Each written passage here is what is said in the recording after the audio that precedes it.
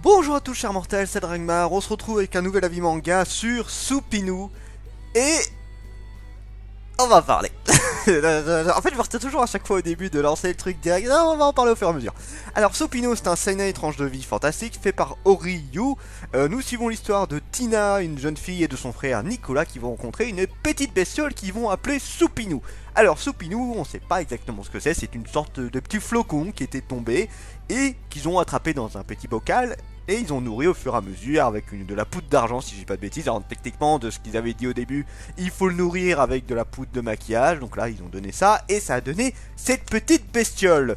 Donc cette bestiole est un mix entre un chat, hamster, tous les trucs les plus mignons que tu peux avoir. C'est une combinaison de mignonnerie dans une seule petite boule de poils toute blanche. Voilà. Et en fait, voilà, l'histoire ça va tout simplement être les petits péripéties de Supinu. Et péripéties, c'est façon de parler, hein. Disons que le machin il est là en train de bouffer, il dort, il joue, il fait des trucs à droite à gauche, il imite ses maîtres, voilà bref.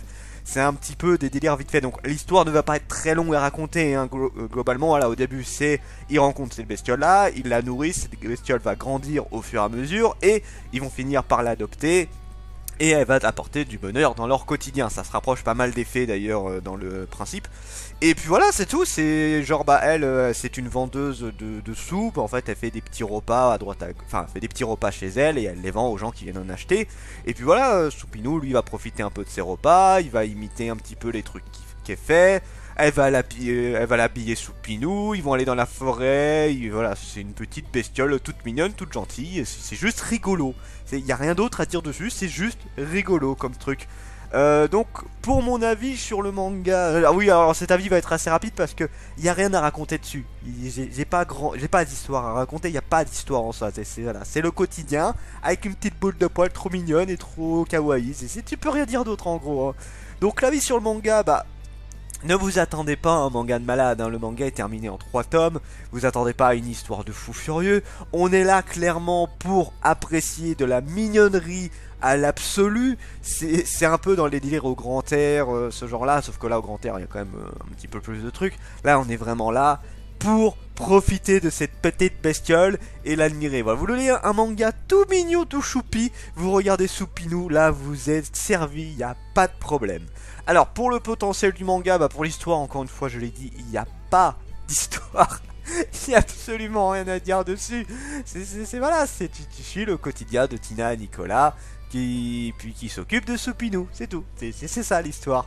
Pour les personnages, alors Supinu, comme je l'ai dit, c'est un mix de chat, hamster, tous les trucs les plus mignons. Il vit sa vie, c'est une innocence pure. Le machin, il fait sa vie un petit peu comme il en a envie. Et pour ce qui est de Tina, elle, bon, c'est la petite, je crois que c'est la petite sœur de mémoire, ouais, c'est la petite sœur qui fait son petit travail au quotidien et qui va être, alors les deux sont à peu près au temps central, sauf que elle est un peu plus enjouée, elle est vraiment très pétillante de vie, et le grand frère, lui, c'est le mec qui est dans la littérature, qui s'occupe d'une bibliothèque, et donc voilà.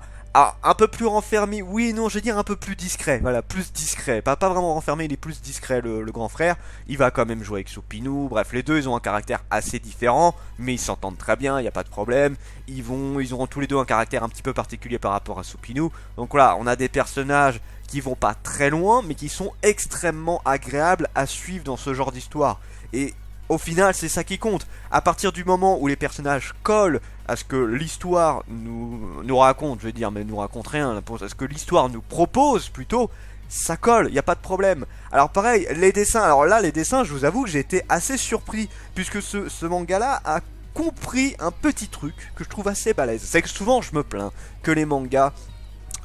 certains mangas ne travaillent pas assez le manga, enfin le dessin, dans le sens où voilà c'est trop vide, ou alors ça colle pas forcément au contexte, voilà, selon le type de manga, bah, il va falloir des dessins différents, il va falloir accentuer certaines choses, certains le font très bien, certains le font vraiment pas bien, et c'est souvent, je suis triste de dire ça, mais c'est souvent le shonen qui est un peu à déplorer au niveau du graphisme, parce que c'est souvent mis sur l'aventure, le combat, tout ça. Yep, mais quand c'est du fantastique, moi j'aimerais bien un petit peu de décor. Et Supinu, bah, il fait un entre-deux qui est plutôt pas mal, c'est que, alors déjà il y a des dessins, hein. Alors les dessins du manga ne sont pas exceptionnels, mais on est là pour respirer de la mignonnerie, de la fraîcheur, et surtout un côté très léger. Donc les décors ne sont pas faramineux, mais tu as des décors voilà, de petites maisons en bois, t'as la forêt, t'as plein de petits décors qui sont très agréables et très soft. Et les moments où il n'y a pas de décor, ce sont des gros plans.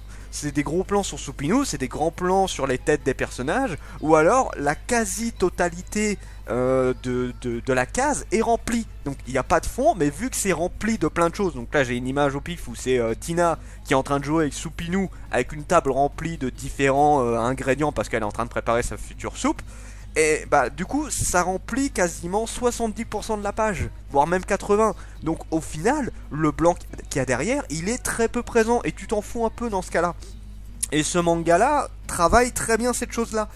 En fait, même s'il y a du vide derrière, ce qui est pas si souvent que ça, en vrai il doit avoir 60% du manga où il y a du décor, et le reste où il n'y a pas de décor, c'est comme je vous l'ai dit, c'est souvent des gros plans ou des trucs qui sont assez complets, et du coup c'est pas gênant, ça te choque pas, t'es vraiment plus dans le contexte, et du coup c'est vachement bien foutu. J'ai rarement vu des mangas aussi bien travailler ce genre là, soit le graphisme est bien, soit le graphisme est vraiment vide, et lui il fait un compromis des deux qui est vachement bien foutu. C'est respect juste pour ça, c'est assez hallucinant de voir ce que le manga a fait là-dessus, pour un manga qui en plus clairement ne vole pas bien haut. On est là, comme je l'ai dit, pour de la mignonnerie, pour être gentil, pour être agréable, voilà, t'es là pour profiter tout simplement. Et bah respect à Oriyu, que je ne connais absolument pas cet auteur là, c'est là respect total pour ce graphisme, et j'ai assez halluciné.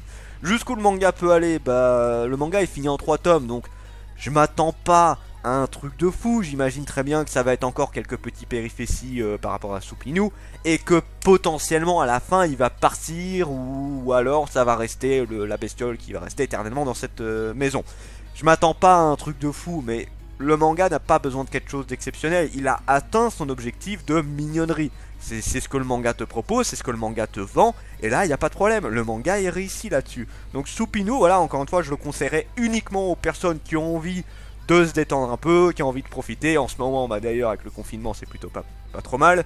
Donc voilà, Supinu, très agréable, il n'y a rien à dire là-dessus, je vous le conseille très fortement. C'était Dragmar et je vous dis à la prochaine, chers mortels.